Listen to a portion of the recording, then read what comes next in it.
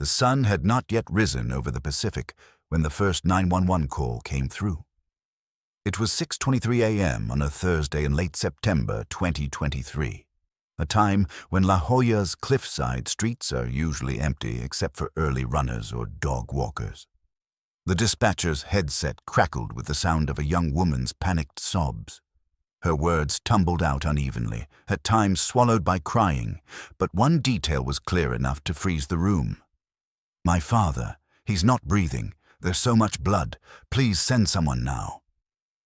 The address she gave wasn't ordinary. It belonged to one of the grand mansions overlooking the water on Bayshore Drive, a part of La Jolla where ocean views stretch like paintings and every property screams wealth. Police and paramedics rushed to the scene, already aware that this wasn't a routine emergency call. They were heading toward the home of the Ellison family, a name recognized across San Diego for its influence in real estate and philanthropy. When first responders arrived, the morning mist still clung to the hedges around the estate. The Ellison residence stood like a Mediterranean palace, arched windows, red-tiled roof, and a wrought iron gate that looked like it had been imported straight from Europe. The place was massive, 12,000 square feet of polished stone with a courtyard fountain murmuring softly as if unaware of the crisis inside. Neighbors, drawn out by sirens, lingered behind their hedges and whispered to one another. This was a street where residents guarded privacy like gold, so the sight of flashing lights felt like a violation in itself. Officers were led through the heavy front doors and into the study. That's where they found Grant Ellison, 48 years old, lying motionless on the floor beside his desk. He had not survived. A pool of blood marked the polished hardwood, and though paramedics checked for vitals, it was immediately clear that there was nothing more to be done. At first glance, the study appeared ransacked. Books had been pulled from shelves, a drawer hung open with files spilling onto the floor, and a side window had been forced ajar. Several items seemed to be missing. A gold letter opener, a few antique trinkets, maybe even a rare clock from the shelf. The officers exchanged looks that suggested the obvious, a home invasion gone horribly wrong. But not everyone was convinced. Detective Sofia Reyes, a veteran in homicide with over 15 years of experience, was among the first investigators to walk through the threshold. She'd seen countless crime scenes, some staged, some genuine, and within minutes, her instincts began to buzz. Something about the scene didn't add up. The supposed burglar had chosen to break in through a side window despite the house having full perimeter cameras.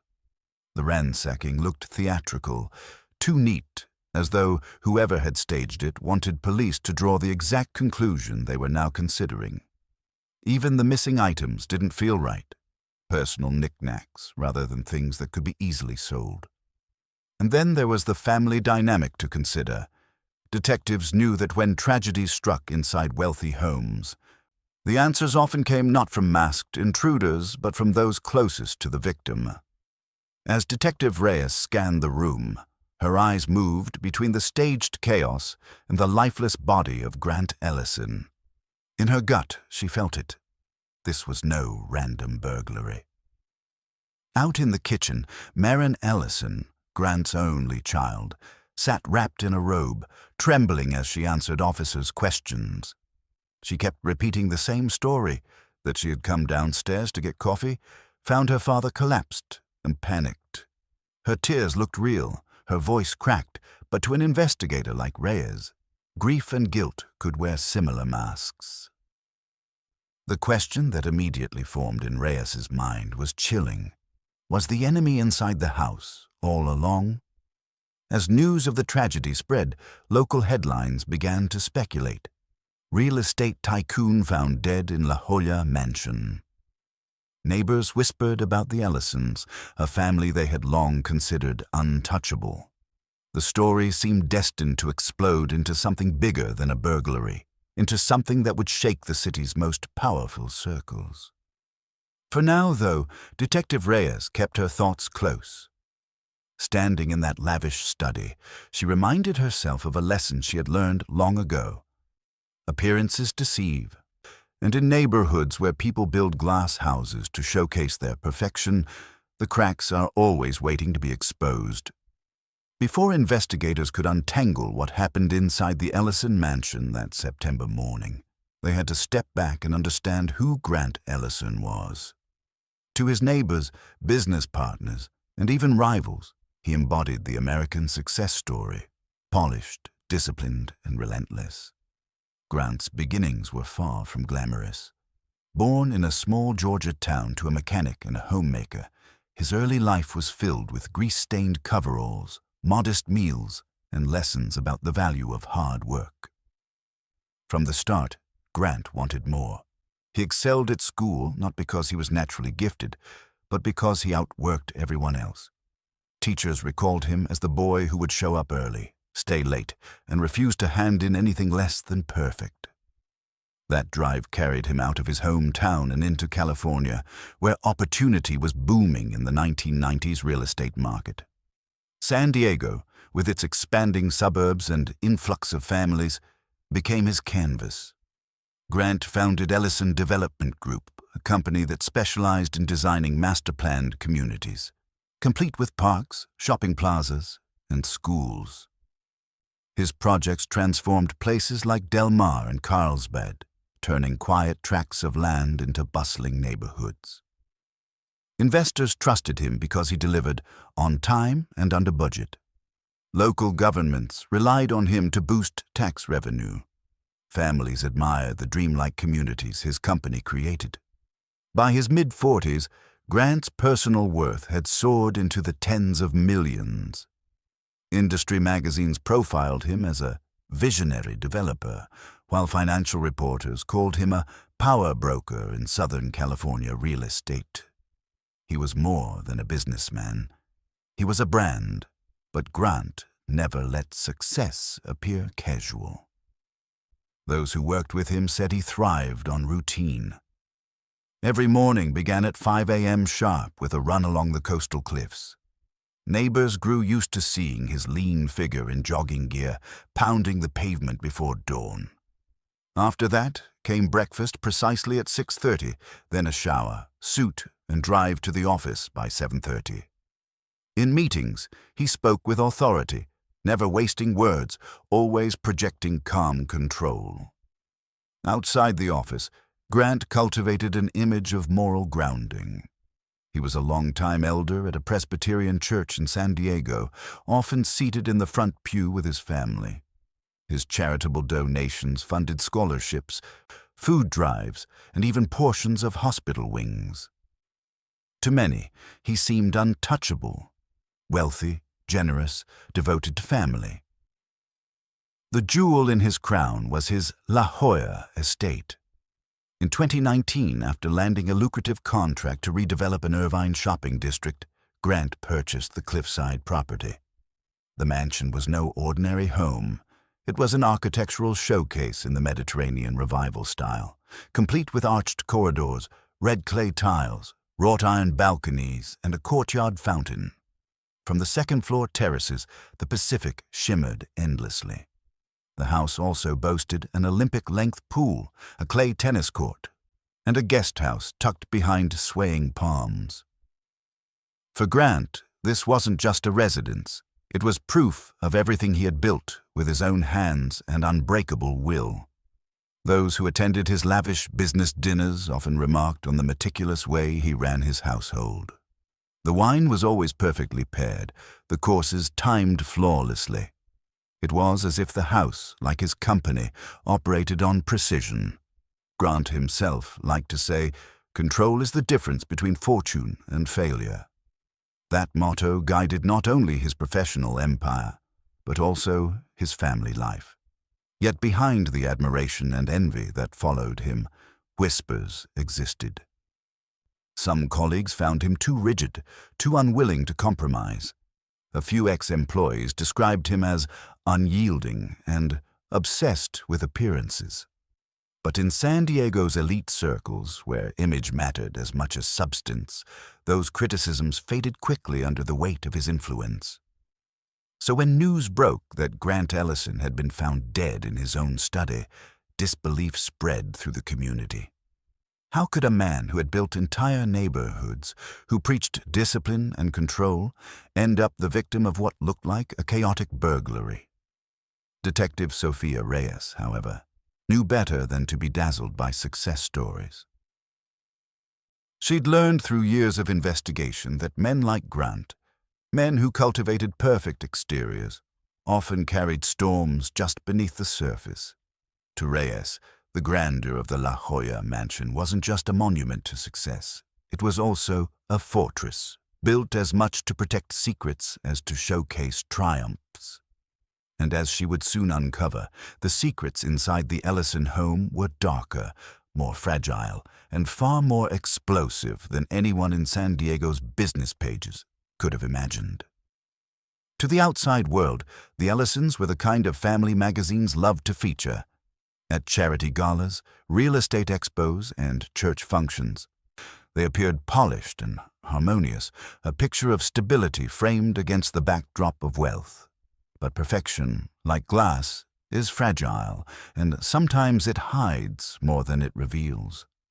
At the center of that polished image was Isabelle Marchand, Grant's wife.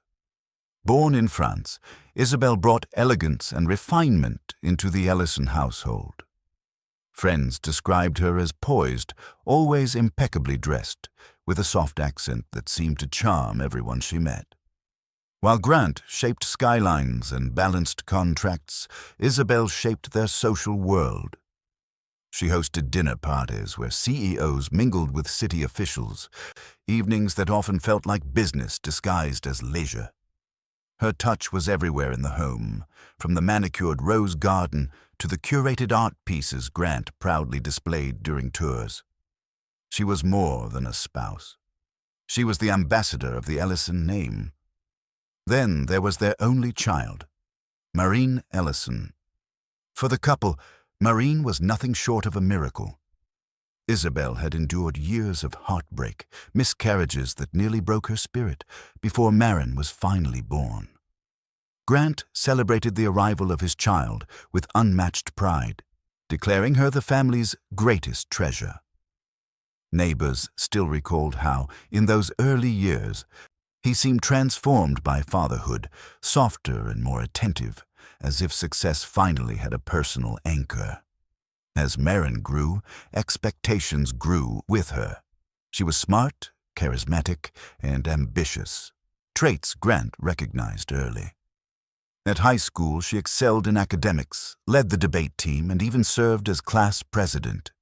Teachers praised her sharp intellect and her ability to command respect from peers. Grant encouraged her achievements at every step, often boasting that Marin would one day take over the family company. And Marin seemed to follow that path. She earned scholarships to top universities, where she studied both business and law. Graduation came with honors, and soon she joined Ellison Development Group in a role crafted specifically for her, Vice President of Strategic Initiatives. To outsiders, it was the perfect succession plan, the empire builder grooming his heir. Skeptics whispered that she had been handed the job rather than earning it, but Marin quickly silenced critics with hard work and sharp negotiations. Colleagues noted her ability to dissect complex deals and her calmness in high-pressure boardrooms. She wasn't just the boss's daughter, she was a rising star in her own right. Together, the three Ellisons seemed unstoppable. They were fixtures in San Diego's social scene. Every Sunday, they occupied the same pew at church, presenting themselves as a devout family rooted in tradition. Summers were spent in the Hamptons, winters on yachts in the Caribbean, and every return to La Jolla brought fresh stories of travels abroad. Society pages frequently listed Moran among the region's most promising young women, educated, accomplished, and destined to inherit a multi-million-dollar legacy. The La Jolla mansion itself mirrored this image of prosperity. Its expansive pool reflected sunsets that looked almost cinematic, while its clay tennis court hosted friendly matches with business partners. The guest house often accommodated visiting investors or family friends from overseas.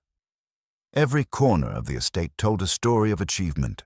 The imported marble floors, the European chandeliers, the landscaped paths designed for grandeur. It was not just a home, it was the Ellisons' stage, carefully lit and always ready for an audience. Yet behind this carefully choreographed image, small fractures were forming. Grant's belief in discipline extended into his parenting. While he adored Marin, he also held a clear vision of what her life should look like.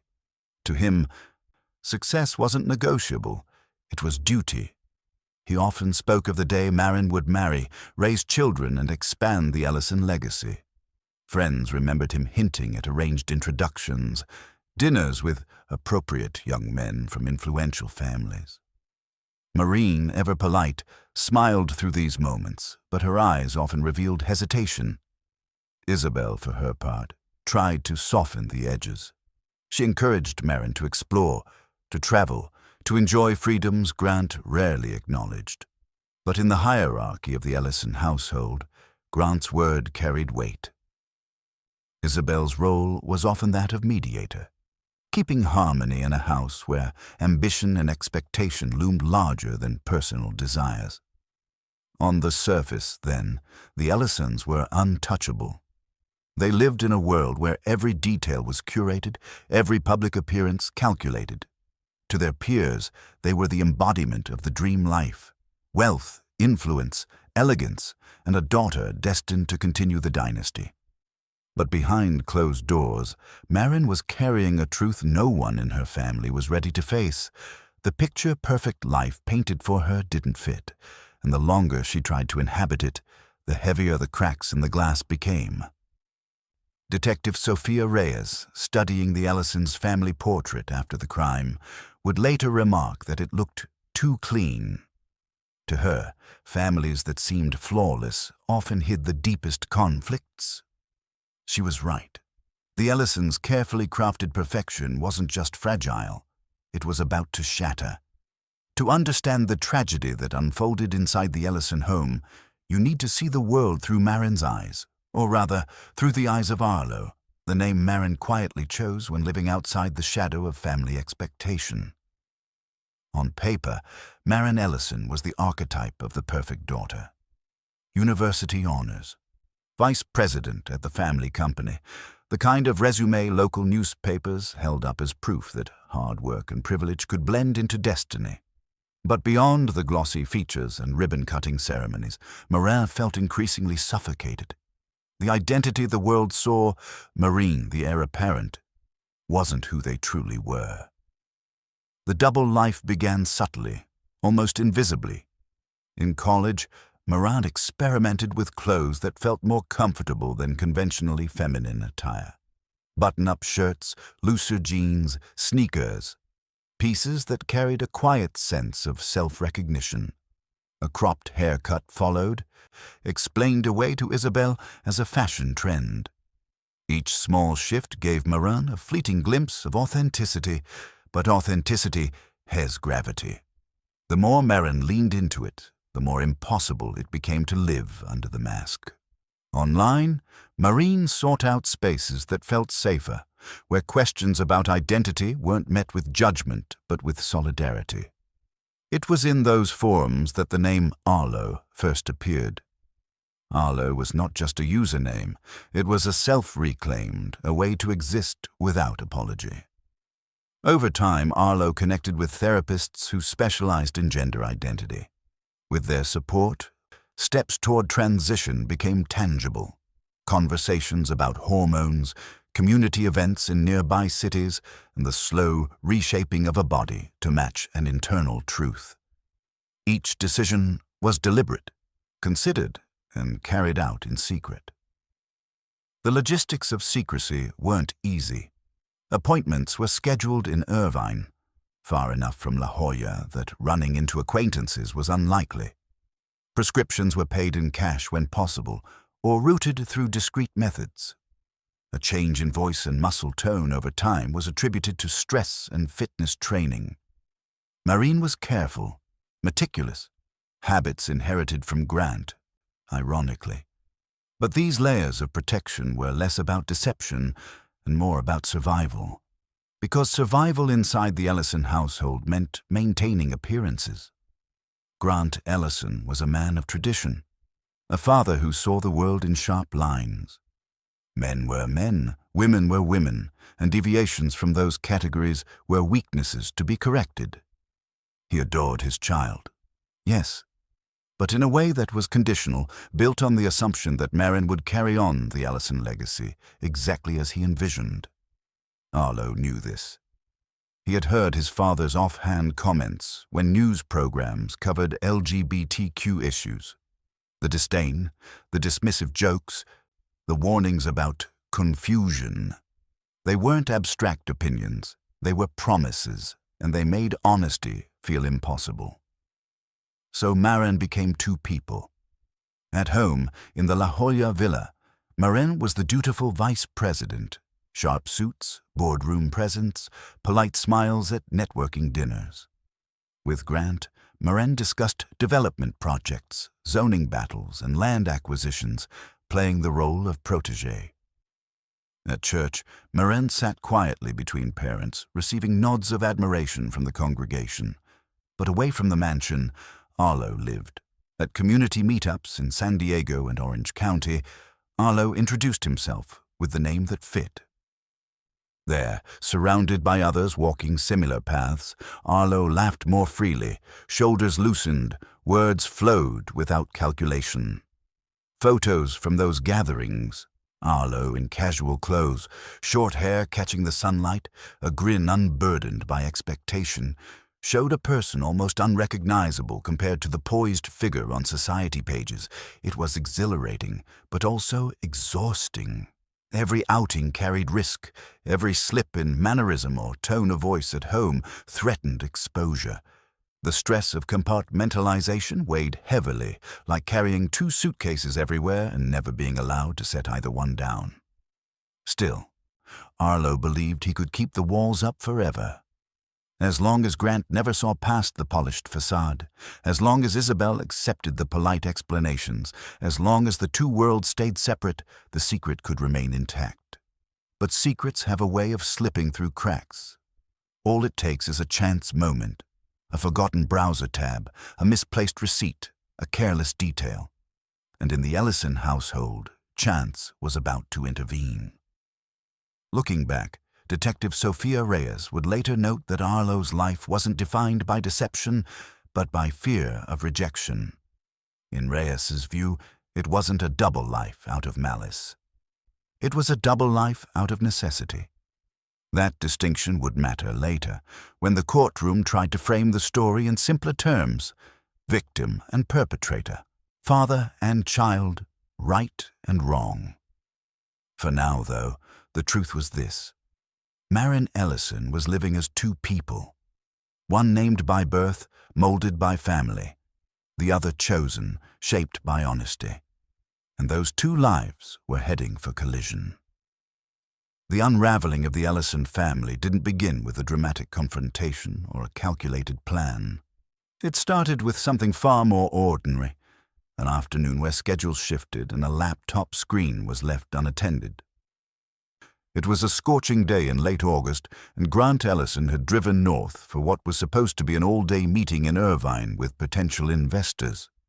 But a sudden emergency pulled his counterpart away, and by early afternoon, Grant was heading back south on the freeway. Normally, he would have filled the unexpected gap in his calendar with calls, paperwork, or a workout at the club. That day, though, he wanted quiet. The drive back to La Jolla was steady, the Pacific glittering on his left as if to welcome him home. When he stepped into the mansion, the place was unusually still. Isabel was at a lunch with friends, and Marin's red coupe was missing from the circular driveway. For a man who lived by routine, solitude in his house felt like a gift. He poured himself a glass of iced water, walked into his mahogany-paneled study, and turned on his computer to review some company documents. That's when he noticed it. A browser tab, still open, pulsed faintly in the corner of the screen. Grant frowned. He was certain he had shut everything down before leaving that morning. Clicking on it, he expected to see perhaps a news article, a stray email, or even one of Isabel's online purchases. Instead, the screen filled with a forum page. Soft colors, threaded conversations, usernames scattered across posts. The banner read, Trans Family Support Network. At first, Grant thought it was some pop-up or ad, but then he saw the posts. Long, personal entries, stretching back nearly 2 years. The username, Arlo SD. And with each sentence, dread crept further into his chest. The writer spoke about living in a conservative family, about a father who was respected in the community but would never understand who I really am. They described sneaking to distant appointments, paying in cash for treatments, hiding clothes in the trunk of a car. They spoke of a French mother and a successful real estate developer father. They spoke of a mansion by the sea. It was too precise to be coincidence. Grant scrolled further, his pulse thundering in his ears. In one entry from March, the writer confessed, "Sometimes I think it would be easier to disappear than to keep living this lie. My father still calls me his princess. If he knew I'm Arlo, he'd cut me off forever." The words slammed into him like blows. He pushed back from the desk, breathing heavily, one hand gripping the edge of the polished wood as if the room itself was spinning. His child, his carefully groomed successor, the star he held up to investors, the pride of his social circle, was writing about being someone else. Not just someone else, but someone who directly contradicted the identity Grant believed in. For several minutes he sat motionless, staring at the glow of the monitor. He replayed moments in his head, the haircut, the blazers instead of dresses, the muscle tone explained away by fitness. Had it all been right in front of him, waiting for him to connect the pieces? Shock quickly calcified into something sharper. Anger, betrayal. Grant slammed the laptop shut and stood, pacing across the study. His heart pounded as questions tangled with rage. How long had this been going on? Who knew? Did Isabel know? Had she kept this from him too? What about the company? What would investors think if they discovered that the heir to Ellison Development was entangled in this? That night, Grant couldn't bring himself to confront Marin. Instead, he buried himself in research. He scoured the internet for articles on gender confusion, dangers of hormone therapy, how to stop transition. Some reports echoed his worldview, labeling it a disorder, warning of medical risks. Others contradicted him entirely, pointing to studies showing how family support saved lives. Grant ignored those. He wasn't looking for answers. He was looking for confirmation of what he already believed. By the time midnight came, his conclusion was set. His child wasn't Arlo. His child was Marin. And whatever this was, phase, rebellion, confusion, he would end it. He was a father. He was a leader. He was the one who controlled outcomes. In his mind, it wasn't a matter of if he would confront Marin. It was a matter of when. What Grant didn't realize was that he wasn't the only one making plans. Across town, in a small apartment where clothes fit more comfortably and mirrors reflected a truer self, Marin was preparing too. The secret had grown too heavy, the lies too suffocating. Marin had already scheduled an appointment with a therapist specializing in family mediation.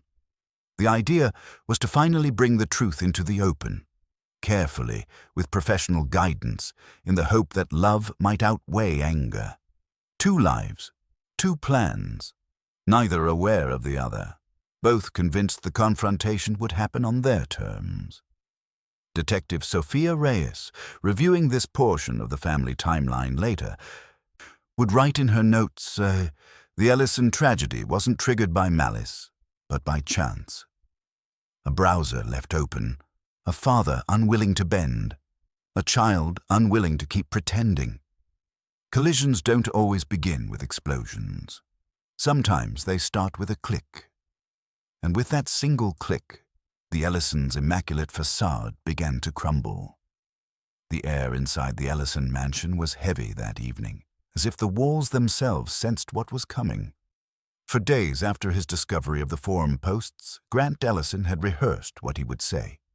He'd practiced in his head during morning jogs, on commutes to the office, even while pretending to listen during board meetings.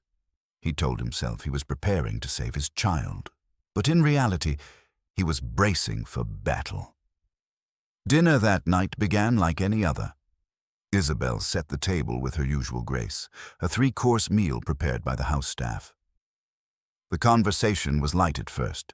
Business updates from Grant, a story Isabel recounted about a charity committee, Maureen chiming in with a report about a land acquisition deal. Everything looked normal until Grant put his fork down, straightened his shoulders, and fixed his gaze on Marin. "Stay after dinner," he said, his tone calm but firm. "We need to talk." Isabel glanced between them, her instincts sharpening. She knew her husband well enough to recognize the edge in his voice. She tried to smooth it over with a quick change of subject, but the atmosphere had already shifted. The rest of the meal passed in strained silence. When Isabel excused herself to make a call in the other room, Grant closed the study doors behind him and motioned for Marin to sit. The mahogany-paneled room, usually a space of quiet authority, now felt like a courtroom, and Marin was the defendant. For a moment, neither spoke. Marin's hands trembled slightly in her lap. She had been preparing too, rehearsing what she would one day say. Tonight, it seemed, the moment had arrived. "Dad," she began, her voice unsteady but determined. "There's something I need to tell you, something I've been carrying for a long time." Grant's jaw tightened. He had hoped to control the timing of this revelation, but the words spilling out now confirmed what he already knew. "I'm transgender," Marin said, meeting his eyes. "My name is Arlo. I've been transitioning for over a year." The silence that followed was suffocating. The ticking of the grandfather clock in the corner suddenly seemed deafening. Grant blinked, once, twice, as if to reset his mind. When he finally spoke, his voice was colder than Maureen had ever heard it. "No, you're confused. You're my daughter, Marin. This is a phase, and it ends tonight."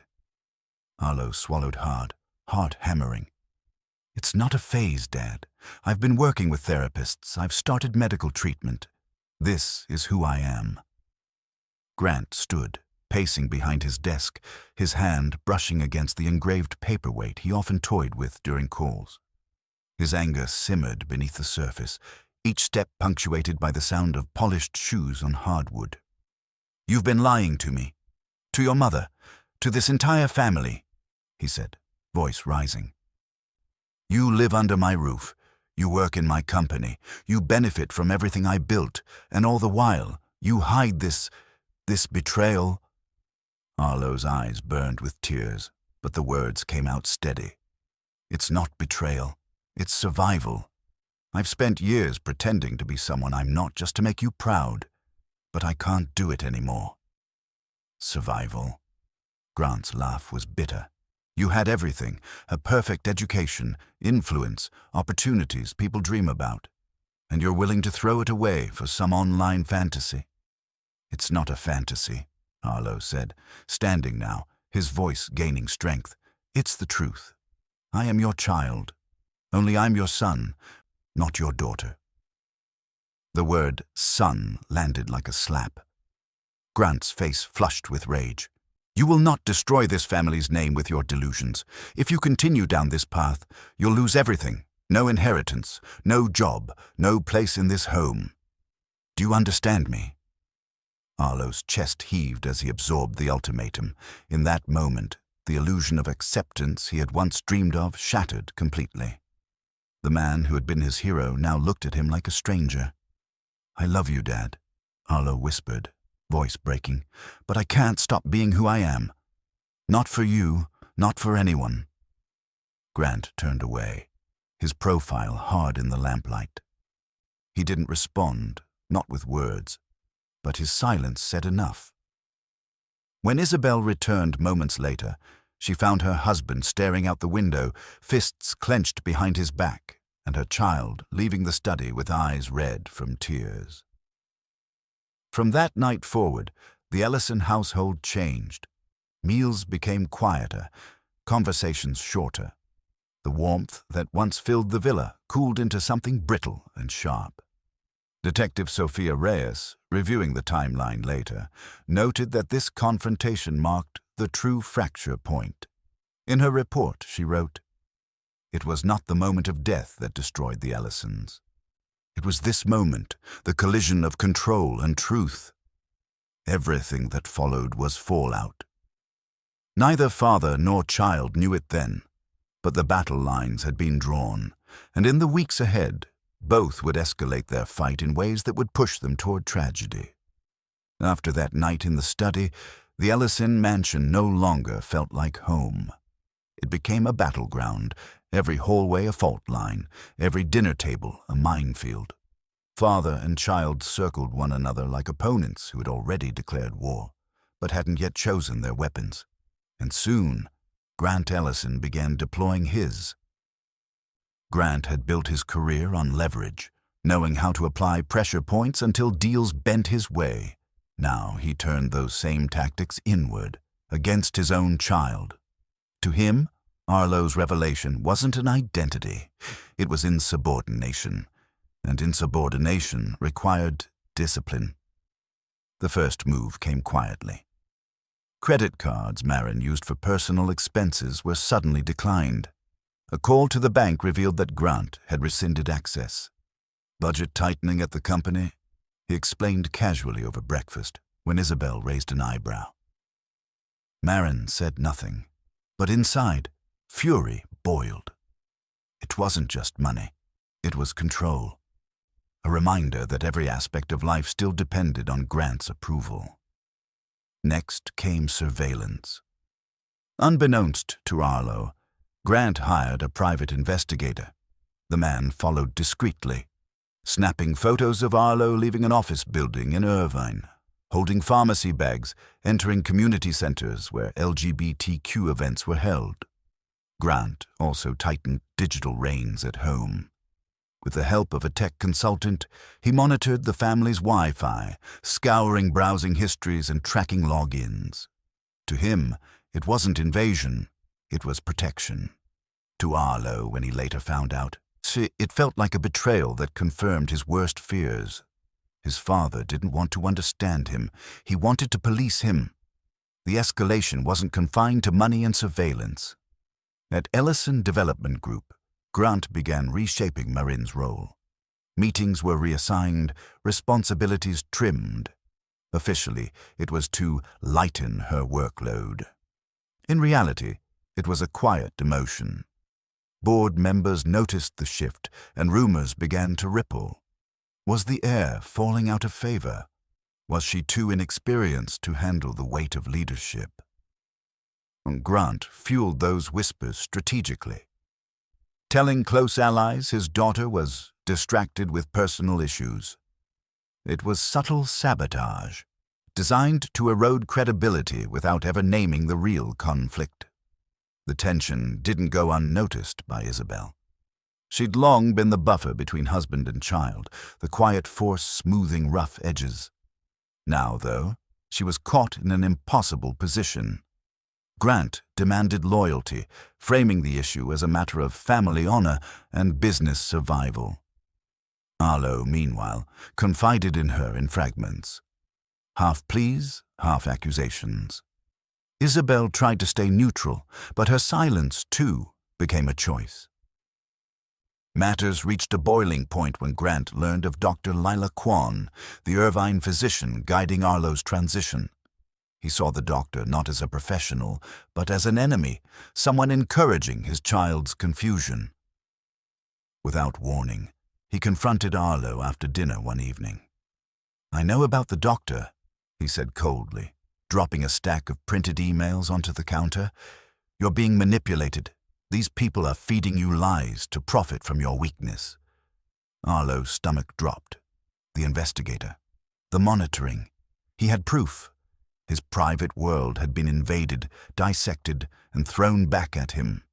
Rage and fear clashed inside him, but he held his ground. "They're helping me live," he said firmly. "They're giving me a chance to breathe." "To mutilate yourself," Grant snapped. "Not while I'm your father, not while you carry my name." The shouting match ended with slammed doors and Isabel retreating upstairs, hands over her ears. That night, Grant drafted a preliminary restraining order, instructing his attorneys to prepare documents that would legally bar his child from accessing certain family assets and properties. It was more than a warning. It was a declaration of war. Detective Sophia Reyes, piecing this period together later, described it as the siege phase. In her notes, she wrote, "Ellison shifted from denial to control, from anger to enforcement. Each tactic mirrored his business strategies. Cut funding, monitor competitors, erode opposition. But here, the competitor was his own child. The cost wasn't profit margins, it was trust." For Arlo, life became unbearable. Every move was shadowed, every account restricted, every conversation with his father poisoned. The home that had once been a sanctuary now felt like a prison. And in that prison, love and loyalty were no longer walls of protection. They were bars. But even as Grant tightened his grip, Arlo refused to retreat. In secret, he kept appointments with Dr. Kwan. In whispers to supportive friends, he began to share more openly about the war at home. He wasn't just resisting his father's control. He was preparing for the next step, a confrontation that would decide whether he could live as himself or whether the Ellison name would crush him entirely. The escalation had begun, and neither side was willing to surrender. By early September, the Ellison home resembled less a family residence and more a fortified camp, where every action was calculated and every silence loaded with meaning. Father and child were entrenched in a cold war, and each believed surrender was impossible. What had once been a family conflict was now a fight for survival, one for control, the other for identity. After weeks of suffocating tension, Arlo made a bold move.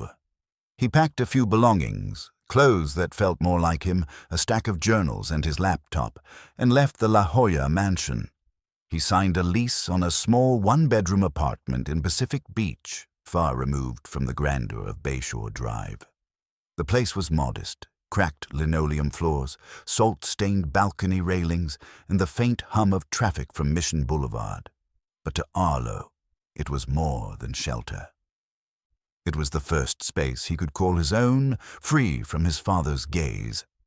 He found a job at a competing real estate brokerage, starting near the bottom despite his resume. It wasn't the corner office at Ellison Development, but it was work that didn't require him to hide. Each day at the new firm felt like a step toward independence. Still, the shadow of his father loomed. Word spread quickly in San Diego's tight real estate circles, and Grant's influence was everywhere. A subtle word here, a veiled warning there, and soon Arlo felt doors closing.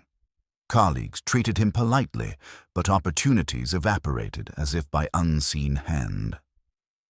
His father's sabotage was quiet, deliberate, and devastating. Financial independence also proved harder than expected.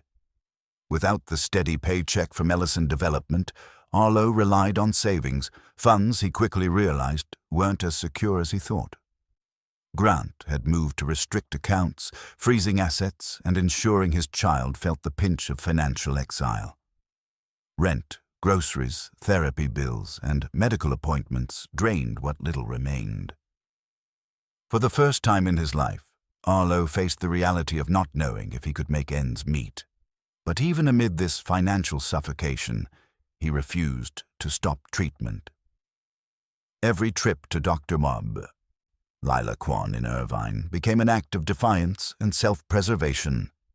Sitting in the waiting room, surrounded by others walking their own journeys, gave Arlo the sense of belonging he never felt at home. Each small change, a voice that carried a lower register, a body that felt more like his own, strengthened his conviction. The more his father tried to erase Arlo, the more determined Arlo became to exist. Grant, meanwhile, escalated his campaign. The private investigator he had hired delivered a new batch of photographs. Arlo, leaving Dr. Kwan's clinic, receipts from pharmacies, even snapshots of him at a community event. To Grant, these weren't just pictures, they were proof of disobedience. To Arlo, when he eventually discovered how closely he'd been tracked, they were evidence of persecution. Grant also began drafting more formal measures. His lawyers prepared paperwork to amend his will, effectively cutting Arlo out of the family fortune. He pushed company executives to prepare for Marine's removal under the guise of poor performance. And, in one chilling move, he instructed his attorney to explore filing a restraining order that would bar Arlo from the La Jolla estate.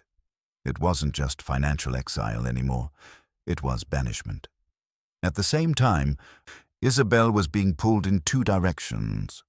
On one side, her husband spoke with conviction, framing his actions as necessary to preserve the family's reputation and business. On the other, her child's pain was undeniable. Late at night, she would receive messages from Arlo, short, raw bursts of emotion. "I can't breathe here," or "He won't let me exist." Isabel tried to broker peace, urging Grant to slow down, to seek professional guidance, but her words met a wall of iron certainty. And so she remained caught between the two, her silence cutting deeper than any argument. For Arlo, the realization crystallized. There would be no middle ground. His father wouldn't soften. The company wouldn't be a safe space. The mansion wasn't home. Every step toward independence was met with resistance designed to drag him back or break him down. Detective Sophia Reyes, retracing these weeks later, would describe this stage as the point of no return. In her report, she noted, both believed they were fighting for survival. For Grant, survival meant protecting legacy. For Arlo, survival meant protecting identity. Neither could see compromise as anything but defeat. And so the siege dragged on. Grant tightened his grip, convinced he was saving his family. Arlo fought harder to breathe, convinced his only path forward was to sever ties completely. The battle lines were no longer invisible. They were etched into every bank statement, every photograph, every closed door in the La Jolla villa. It was only a matter of time before this Cold War turned hot. And when it did, the Ellison name would never be the same again. September 21st, 2023, began like many other late summer days in Southern California, humid with a sky so bright it almost hurt to look at. But for the Ellisons, it would end as the night that turned years of unspoken tension into an irreversible tragedy. That morning, Grant Ellison rose at his usual hour, lacing his sneakers for a long jog along the La Jolla shoreline. To neighbors, it was routine, the disciplined developer pounding the pavement before dawn, nodding curtly to other early risers. But beneath his steady stride, his mind churned with restless determination. He had the latest investigator's report folded inside his gym bag. Photographs of Arlo outside Dr. Lila Kwan's office, proof that his child had not only ignored his demands, but continued treatments in defiance. For Grant, so this wasn't simply rebellion, it was betrayal. And betrayal, in his eyes, required decisive correction. By midday, he had already called his lawyer. Papers were drafted to finalize the will revision and file the restraining order. His assistant recalled him muttering that evening would bring closure. To outsiders, the phrase might have sounded businesslike. To Grant, it was something far darker. Meanwhile, Arlo spent the day restless in his Pacific Beach apartment. The walls seemed to close in, suffocating with the weight of his father's control. He had tried everything: therapy, quiet resistance, small acts of independence, but each had been met with renewed assaults. The investigator's tale, the financial exile, the threat of disinheritance, it all pressed on him like iron bars. That afternoon, Arlo told a close friend over the phone, "He'll never let me live. He'll destroy me first."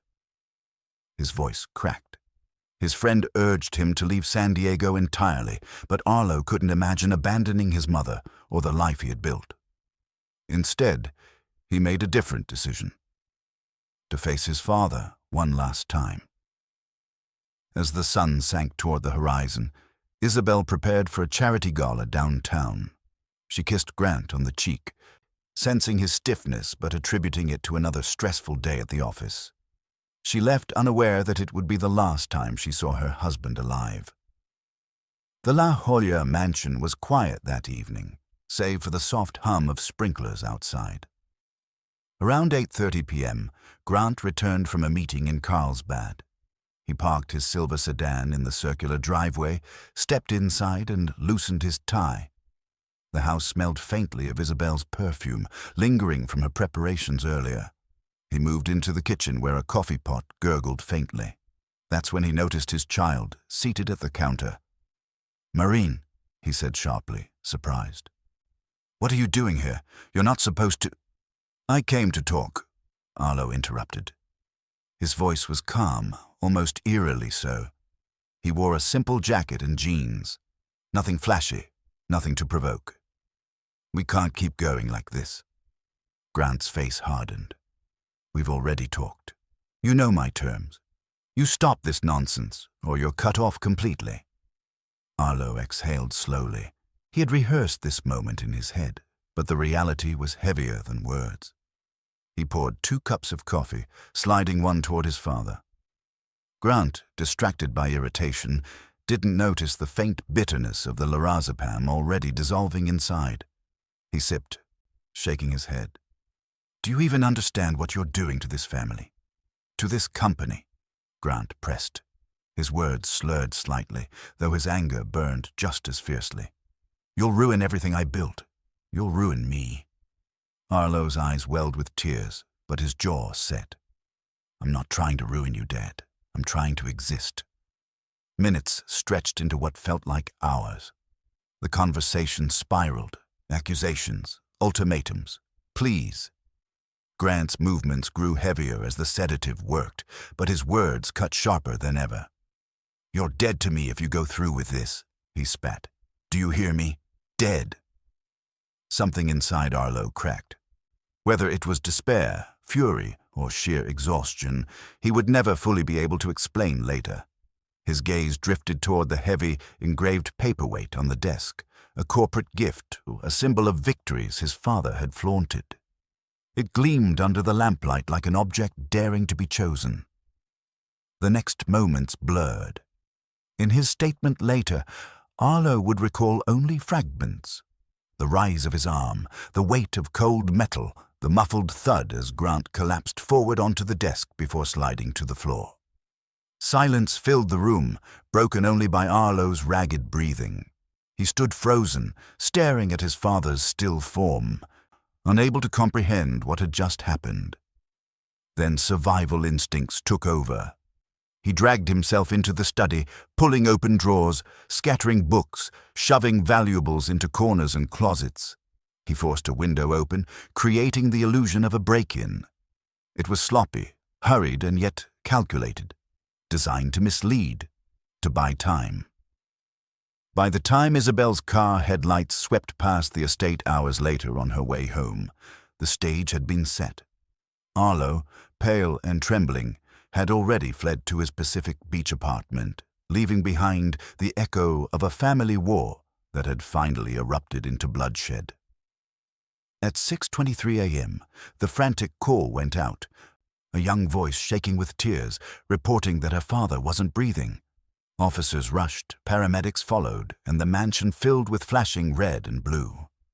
To outsiders, it looked like tragedy had arrived from the outside.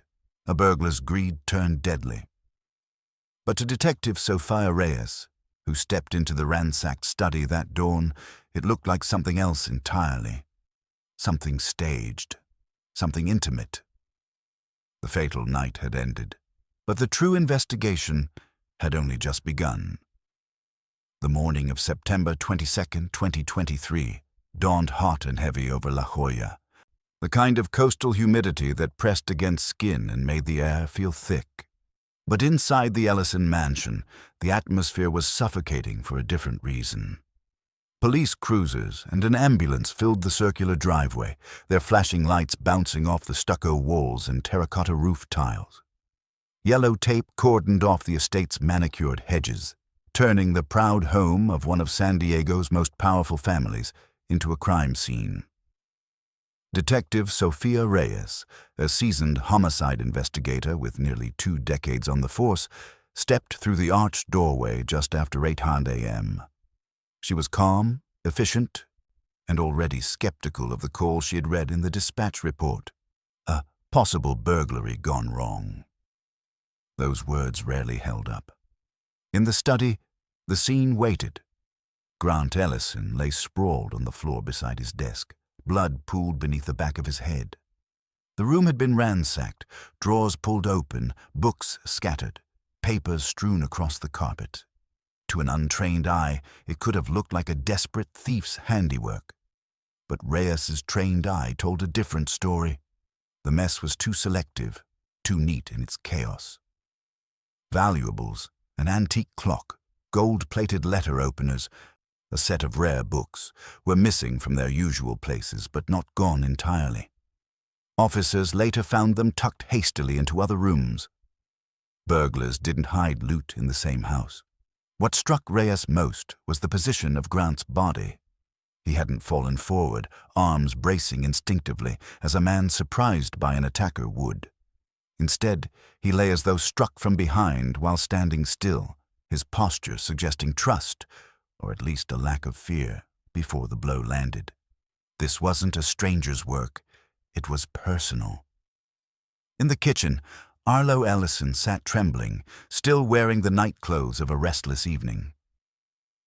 To the responding officers, he played the role of shocked heir convincingly. Wide-eyed, voice cracking, words tumbling out in fragments. "I just found him. I don't know who. Please, you have to find who did this." Reyes crouched to his level, studying every flicker of expression. She'd comforted genuine victims before, and she'd interrogated guilty ones too.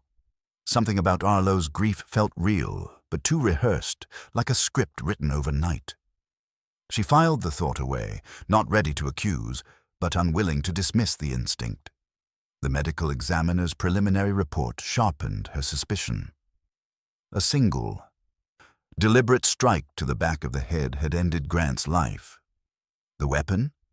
Likely a blunt object, heavy and compact. Reyes's eyes drifted to the empty spot on the desk where a corporate-branded paperweight usually sat. The staff confirmed its absence. She noted it down. Toxicology tests added another twist. Traces of lorazepam in Grant's bloodstream. Enough to sedate, not enough to kill. Grant had no prescription. To Reyes, this detail suggested premeditation. Whoever had given it to him hadn't intended theft. They'd intended control. The housekeeper, interviewed that morning, provided a crucial detail. She recalled Arlo's red coupe parked outside the night before, though Arlo insisted he hadn't been at the house in days. When pressed, Arlo faltered, then claimed he must have dropped by quickly and forgotten. The inconsistency raised flags, and Reyes quietly requested nearby security footage from neighbors. Within hours, she had video. Arlo's car pulling into the driveway around 7:30 p.m. the night before, and leaving just after 10 South. The very window of time Grant had died. Still, Reyes knew motive mattered as much as means. She began digging into the family's history, interviewing neighbors, colleagues, and staff. The picture that emerged was one of a patriarch who prized control above all else. Grant was respected in public, feared in private. More than one employee hinted at a strained relationship with his child. The true breakthrough came from Dr. Lila Kwon. Summoned for questioning, she admitted she had been treating Arlo for over a year. Gender-affirming care, hormone therapy, counseling, the very things Grant had been fighting against. Mr. Ellison was livid about it, Dr. Kwan told Reyes. At our last meeting, he threatened to expose his child publicly, to destroy everyone connected to the treatment. Arlo, the doctor added, had left her office in tears weeks earlier, saying he felt like he had no way out. To Reyes, the pieces aligned like magnets. Motive rooted in identity and control, opportunity confirmed by footage, method revealed by sedatives and a missing weapon. Yet she also sensed the complexity. This wasn't a cold-blooded killer.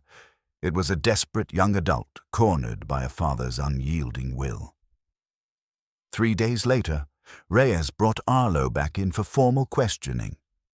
At first, the young Ellison clung to the burglary story, but when Reyes presented the toxicology results, the video footage, and the inconsistencies in his timeline, the facade cracked. Tears came, not the rehearsed sobs of shock, but raw, guttural grief. "I didn't want to kill him," Arlo whispered, voice breaking. "I just wanted him to stop. He wouldn't let me live." The recorder clicked on. Reyes leaned in gently. "Tell me what happened." And so the confession began, not as a triumphant victory, but as a collapse under the weight of unbearable truth. Detective Sophia Reyes sat across from Arlo Ellison in the small gray interview room of the San Diego Police Department. The walls were bare, save for a clock ticking with quiet insistence. For nearly an hour, Arlo had clung to fragments of denial, insisting he didn't know who could have harmed his father, but Reyes had been patient. She'd laid the evidence on the table. Security footage of the red coupe in the Ellison driveway, the toxicology report showing lorazepam in Grant's bloodstream, the missing paperweight likely used as a weapon. Piece by piece, she removed the ground beneath his story. Finally, the dam broke. "I didn't want to kill him," Arlo said, head in hands, voice trembling. I wanted him to stop." Reyes leaned forward, speaking softly. "Stop what?" Arlo lifted his eyes, swollen from tears.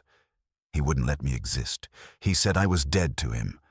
He was going to ruin me, ruin everyone helping me. I didn't know what else to do." The words poured out like a confession, and a plea rolled into one. He described how he had slipped lorazepam into Grant's coffee, hoping to dull his father's rage enough to have a conversation. He admitted the argument that followed spiraled beyond control, how every sentence from Grant felt like a hammer pounding away at his will to live authentically. And finally, he admitted picking up the heavy paperweight, striking once, and watching his father collapse. When the statement was transcribed, Reyes noted in her report, subject expressed remorse but also relief. His tone was consistent with desperation, not malice. Motive was rooted in psychological abuse and fear of annihilation rather than premeditated intent to kill. The district attorney's office took the confession and moved forward with charges. At first, prosecutors considered first-degree murder. The evidence suggested planning, sedatives, staged burglary, concealment. But Arlo's legal team, led by defense attorney David Goldman, painted a different picture. They argued years of psychological abuse, coercion, and threats had driven Arlo into a corner. Goldman presented text messages to friends, therapy records, and Dr. Kwan's testimony about the danger Arlo felt. He pushed the narrative that this was not murder, but manslaughter born of desperation. The courtroom in downtown San Diego was packed for every hearing. Local reporters filled rows of benches, hungry for updates. The case wasn't just about a killing. It had become a flashpoint in a larger cultural battle. Some saw Arlo as a victim of an oppressive father. Others as a privileged heir who had turned on the very man who gave him everything. Isabel sat in the gallery, torn apart. Her face was pale, her eyes ringed with exhaustion. She had lost her husband in the most violent way possible, yet she couldn't bring herself to condemn her child.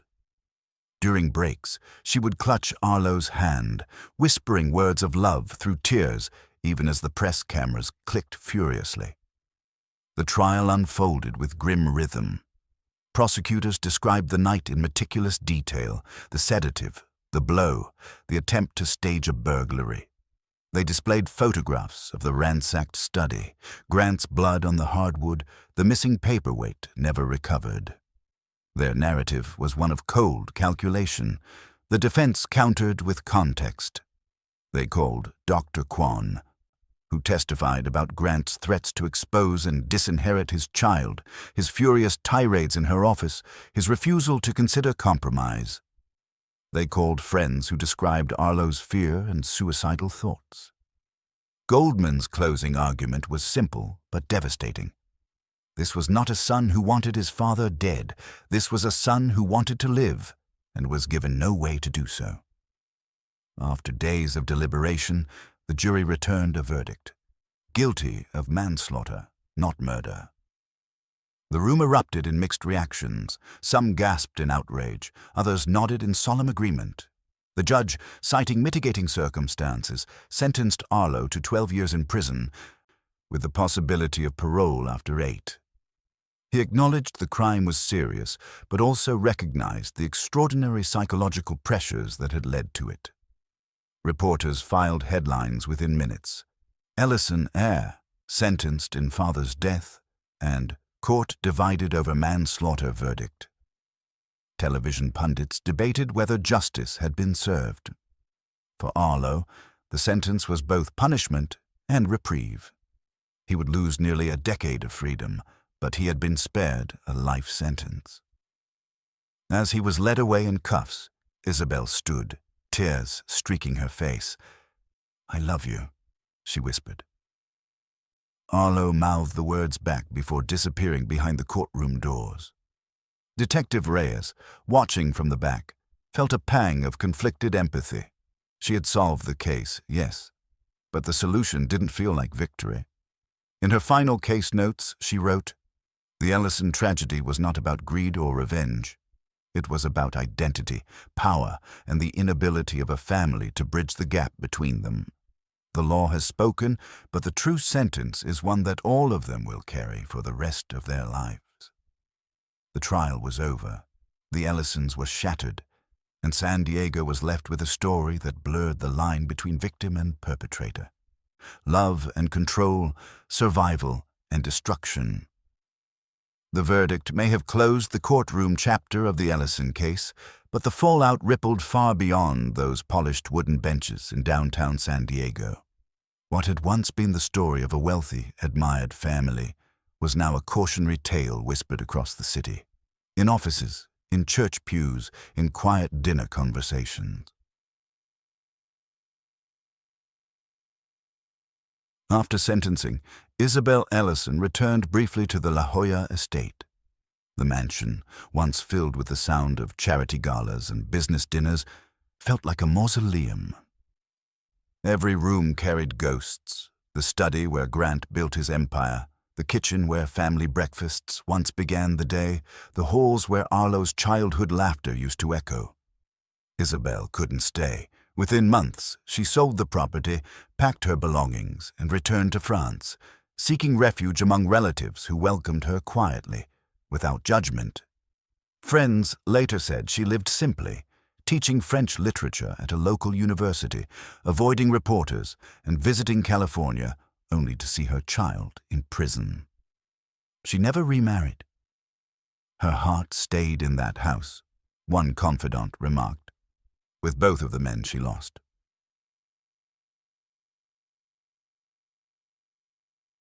Ellison Development Group, once a titan in Southern California real estate, never recovered from the scandal. Conservative investors distanced themselves. Churches and civic groups pulled contracts. Lawsuits from partners citing reputation damage drained resources. Within 2 years, the company filed for bankruptcy. Competitors swallowed its projects. The empire Grant had spent decades constructing evaporated, reduced to footnotes in business journals about how quickly fortunes can crumble. To many in the industry, it was proof of an old adage: reputations take lifetimes to build and minutes to destroy.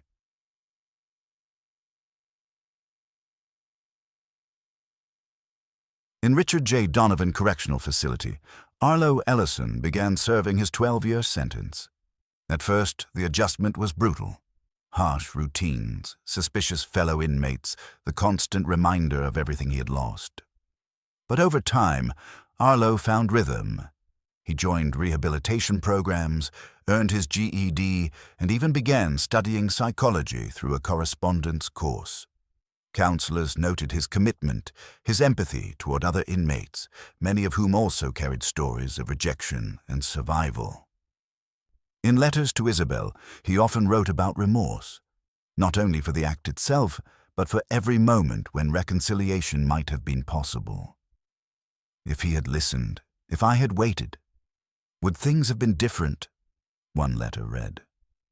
Isabel kept every word, folded neatly in a shoebox, rereading them when loneliness threatened to drown her.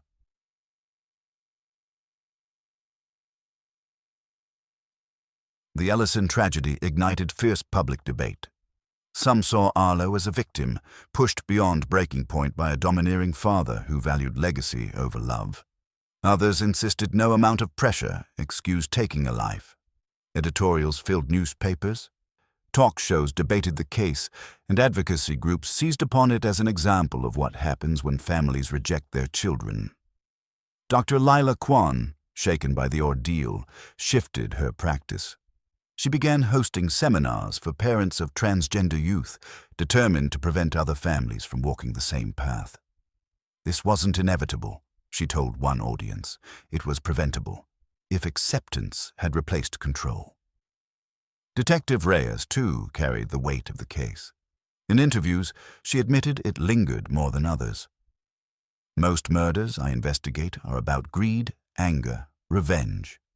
This one was about love twisted into something unrecognizable. Nearly a year later, journalists revisiting the story framed it as both tragedy and warning. The Ellison case, one headline read, "When the American dream became a family's nightmare." Documentaries followed, dissecting each stage: the glamorous rise, the private conflict, the violent collapse. But to those closest, it was simpler and infinitely sadder. A father who could not bend, a child who could not break, a mother who lost them both. In her final report, Detective Reyes wrote words that would be quoted again and again. This was a crime born not of hatred, but of fear, the fear of being erased and the fear of losing control. In that collision, a family was destroyed. It is a reminder that love without acceptance is not love at all, and that sometimes the deepest wounds are carved within the walls of home.